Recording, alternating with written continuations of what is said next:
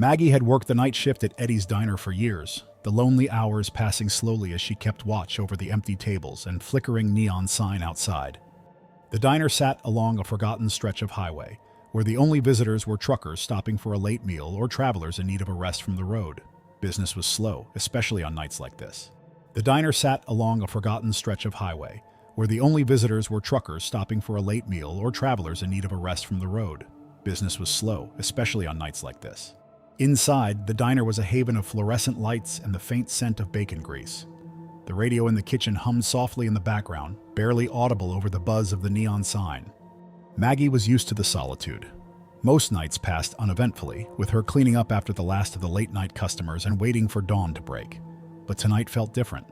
Something was off. She couldn't quite place what it was. Maybe it was the rain, or maybe the way the wind howled outside like a distant scream. But Maggie couldn't shake the strange feeling creeping up her spine. She leaned against the counter, flipping through an old magazine, trying to distract herself. The bell above the door had been silent for hours, and the only movement came from the swaying shadows cast by the flickering lights. Then, out of nowhere, the doorbell chimed. The sudden sound cut through the stillness, and Maggie looked up, startled. A man stood in the doorway, dripping wet from the rain. He was tall, wearing a long, worn leather jacket and a baseball cap pulled low over his eyes, casting shadows across his face. He moved with a strange stillness, his wet boots making no sound on the diner's linoleum floor. Something about him felt wrong. Maggie watched as he silently walked to a booth in the far corner, the one closest to the large windows overlooking the rain-soaked highway. He didn't say a word, didn't even glance her way, just sat down, his head slightly turned as if he was looking out at the storm. "Coffee?" she offered, her voice echoing louder than usual in the nearly empty diner. The man didn't answer. For a moment, Maggie wondered if he had heard her, but then he gave a slow, deliberate nod. His hand, pale and bony, rested on the table, unmoving. Maggie's pulse quickened as she made her way back to the counter. Something about the man sent shivers through her, though she couldn't pinpoint why. Maybe it was the way he moved so silently, or how his eyes, when she caught a glimpse of them, seemed hollow, as if they lacked any life behind them. She poured a cup of coffee, her hands trembling slightly, and returned to the booth. As she set the cup down, the man's hand shot out, grabbing her wrist with an icy grip. Maggie gasped, startled by the freezing cold of his touch. His fingers were like ice, stiff and unyielding, and for a moment she couldn't pull away. Then just as suddenly as he'd grabbed her, he let go, his hand dropping back to the table. "I'll, be over there if you need anything," she stammered, stepping back quickly. The man didn't respond, didn't even acknowledge her. He just sat there, staring out the window at the rain, the cup of coffee untouched in front of him. Maggie retreated behind the counter, her heart pounding. She kept glancing at the man, but he remained still, his face half obscured by the shadows of the dim diner. The air felt heavier, colder than it had a few minutes ago, and a creeping sense of dread began to settle over her. She wiped down the counter, trying to shake the feeling, but it clung to her like the dampness in the air. For the next hour, the man didn't move. He didn't drink the coffee, didn't shift in his seat. It was as if he were frozen in place, a statue of a man rather than a living being. Maggie found herself checking the clock repeatedly, wishing for her shift to end, but time seemed to crawl by. At around 3 a.m., the diner's lights began to flicker. The neon sign outside buzzed loudly, casting erratic flashes of light across the windows. Maggie froze, staring at the man in the corner. He hadn't moved, but now the flickering lights made his shadows stretch unnaturally long across the floor, twisting and bending in ways that made her stomach turn. The lights flickered again, then went out. The diner was plunged into darkness, save for the faint glow of the neon sign outside, which barely illuminated the booths and counter. Maggie's breath caught in her throat as she stood there, straining to see in the dim light. The man was still sitting in the booth, a dark shape barely visible in the shadows. Suddenly, there was a sharp creak, and Maggie felt a rush of cold air. The front door swung open, though no one had entered. The bell jingled, the sound unnaturally loud in the silence. She turned toward the door, her heart hammering in her chest.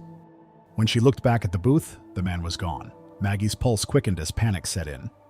She hadn't heard him move, hadn't seen him get up, but the booth was empty, the coffee still steaming on the table. She rushed to the door, hoping to catch a glimpse of him outside, but the parking lot was empty, the rain still falling steadily. Then she noticed something. Scratched into the surface of the table where the man had sat were 2 words, "I'm back." A shiver ran down her spine. She stood frozen, staring at the words, trying to make sense of what was happening. Then, the bell above the door jingled again. Maggie whipped around, her breath catching in her throat. The man was standing in the doorway, his face still shadowed beneath the brim of his cap. But this time, there was something different. He was smiling, a cold, unnerving grin that sent a wave of dread crashing over her. And he wasn't alone. Behind him, more figures appeared, stepping out of the darkness. They were pale and silent, their eyes glinting faintly in the dim light. One by one, they entered the diner, taking seats in the booths surrounding her. Maggie's back hit the counter as she tried to distance herself from the approaching figures. Her hands trembled and her heart pounded so loudly in her chest she could barely hear anything else. The man in the leather jacket stepped forward, his grin widening as he spoke, his voice a low, gravelly whisper. "I told you," he said, his words sending a chill through the air. "I'm back." The lights flickered one last time, then went out completely, plunging the diner into an oppressive, suffocating darkness. Maggie stood frozen, unable to move, as the cold air around her thickened with the presence of something far worse than loneliness. And in the darkness, the figures closed in. It was Mark's last night as the janitor at Ridgeway Hospital, an old, nearly abandoned building on the outskirts of town. The hospital had shut down years ago, with only the basement still used for storage. Mark had been working the night shift for 6 months, cleaning the empty hallways and forgotten rooms. He was used to the eerie quiet, the flickering lights and the cold drafts that seemed to come from nowhere. But tonight felt different. There was a heaviness in the air that made the hair on the back of his neck stand up. He shook it off, chalking it up to his anticipation of leaving this creepy job behind. One more night and he'd be done. Mark started his shift like always, pushing his cart down the long, dimly lit corridors of the basement. The fluorescent lights buzzed softly overhead, casting a cold, pale light over the cracked tiles. As he rounded the corner, he saw something that made him stop dead in his tracks. At the end of the hall, the door to one of the storage rooms was wide open. He was certain he'd locked all the doors before his shift began, as was protocol. His heart thumped in his chest as he stared down the corridor. No one was supposed to be down there but him. Swallowing his unease, Mark walked toward the door, his footsteps echoing in the empty hallway. He peered into the dark room, his flashlight revealing stacks of old hospital equipment, dusty gurneys, and rusted medical tools. Nothing seemed out of place, but the open door nagged at him. He stepped inside to take a closer look when he suddenly heard a noise behind him. It was faint, like the dragging of feet on the floor, coming from somewhere further down the hall, his breath caught in his throat. There shouldn't be anyone else here. Security had left hours ago. "Hello?" Mark called out, his voice bouncing off the concrete walls. No response. He quickly shut the door to the storage room and moved down the hall, his heart pounding faster with every step. The sound had stopped, but now something felt off, like the temperature had dropped several degrees. His breath was visible in the frigid air. As he rounded the next corner, he froze. Standing halfway down the hallway was a figure. It was a woman in a hospital gown, her head lowered, long dark hair covering her face. She wasn't moving. She just stood there, silent and still. Mark's blood ran cold, his mind raced. Was this some kind of prank? But who would be here at this time of night, and how did she get in? "Hey, are you okay?" he called, his voice shaky. The figure didn't move. Mark took a step forward, his flashlight flickering. The light barely illuminated the figure, but as it did, he could see her feet, bare, pale, and covered in dirt as if she'd been walking through mud. Suddenly, the lights above him flickered and then went out, plunging the hallway into darkness. Mark's heart raced as he fumbled with his flashlight, desperately trying to get it to work. The sound of footsteps started again, slow and deliberate, coming closer. The flashlight finally flickered back on. He shined the beam down the hallway, but the woman was gone. His breath came in short gasps as he spun around, scanning the area. The air was thick with tension and he could feel the presence of someone, nearby. Just then he heard a soft whisper, "Help me!" The voice was faint, like it was coming from all around him. He backed up, his flashlight trembling in his hand. He had to get out of there. Mark turned and ran, his footsteps echoing through the basement halls as the whispers grew louder. "Help me! Help me!" He didn't stop until he reached the elevator. Frantically pressing the button, he glanced over his shoulder, expecting to see the woman standing behind him. But the hallway was empty, eerily silent once again. The elevator doors finally opened, and Mark rushed inside, slamming the button for the ground floor. As the doors began to close, he caught a glimpse of something in the corner of his eye. The woman was there, standing at the end of the hall, her head tilted to the side, staring at him with hollow, black eyes. The doors slid shut, and Mark collapsed against the wall, his body trembling with fear.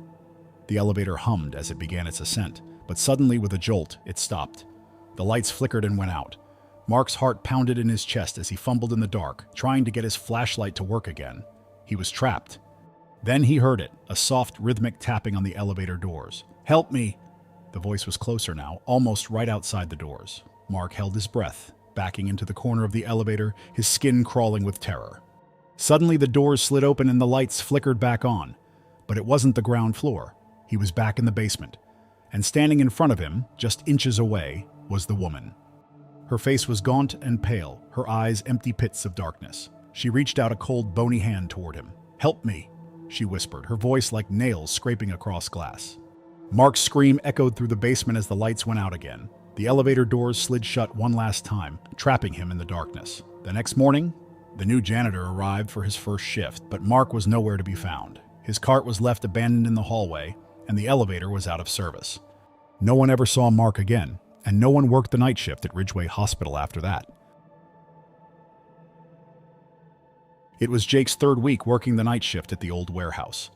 The place had been around for decades, and though it still operated, it always had an eerie, run-down feel. At night, when Jake was alone with only the hum of fluorescent lights and the occasional creak of metal shelves, it felt even worse. The warehouse was massive, with rows upon rows of towering shelves stacked with crates, supplies, and forgotten items. His job was simple: move shipments, check inventory, and stay awake until morning. But every night, without fail, something felt off. It wasn't just the isolation or the dim lighting. Jake felt watched. At first, he tried to brush it off as just his imagination playing tricks on him. That was until one night, everything changed. It was a little past midnight when Jake noticed something strange on the security monitors. One of the cameras at the far end of the warehouse showed a figure, a person it seemed, standing between the shelves, barely visible in the low light. Jake squinted at the screen. The figure wasn't moving. His heart raced. No one else was supposed to be there. He quickly radioed the security team outside, but no one answered. "Great," he muttered to himself. "Must be a glitch." After all, the cameras were old, and this wasn't the first time they'd flickered.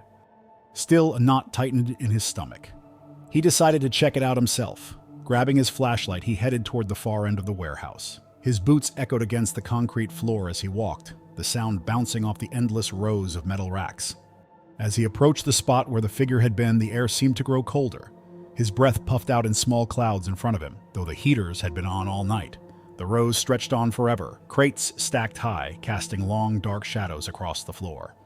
When he reached the area, there was nothing there. He let out a sigh of relief, trying to convince himself that it had just been his imagination. But as he turned to leave, he froze. Behind him, the sound of a crate scraping against the floor echoed through the aisle. Jake whipped around, his flashlight beam darting over the crates. There was nothing. His heart pounded in his chest. "Hello?" he called out, his voice shaky. Still, there was silence. Just as he turned to leave again, he heard it, a faint, whispery voice. It was too quiet to make out, but it was definitely there, like someone murmuring just behind him. Jake spun around, his flashlight trembling in his hand. Still nothing. His pulse raced. He started walking faster, making his way back toward the office at the front of the warehouse.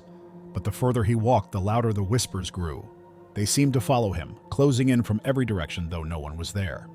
Jake broke into a jog, his footsteps slapping against the cold floor. Suddenly, the lights flickered. Once, twice. Then they went out completely. Panic set in. Jake fumbled for his flashlight, the only thing keeping the darkness at bay. The whispers were louder now, almost right in his ear. He could feel a presence, something just behind him. He refused to look back. The lights flickered back on, but they weren't steady. They buzzed and blinked, casting strange shadows around him. That's when he saw it, a figure standing at the end of the aisle. The same one from the camera, but now it was clearer. It was a woman, dressed in old, tattered clothes. Her face was pale, almost translucent. Her eyes dark and hollow.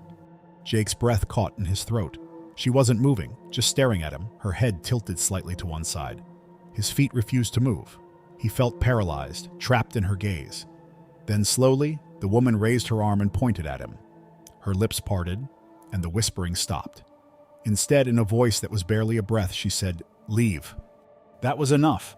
Jake turned and bolted, running as fast as his legs would carry him. He didn't stop until he reached the front office, slamming the door behind him. His heart was racing and his breath came in ragged gasps. He quickly checked the security monitor again. The camera was clear. No figure, no ghost. He grabbed his keys and radioed for security. "I'm done," he muttered into the radio. "I'm out." When Jake handed in his resignation the next day, he learned the truth. Years ago, a woman had died in a tragic accident at the warehouse, crushed under one of the shelves while working the night shift. Ever since, strange things had been happening, and no one who worked nights ever stayed for long. Jake never went back, but sometimes, on quiet nights, the warehouse still echoed with whispers, and those unlucky enough to work the night shift claimed they could feel the eyes of someone watching. Thank you for watching this video. If you'd like to see more of our content, please hit the subscribe button.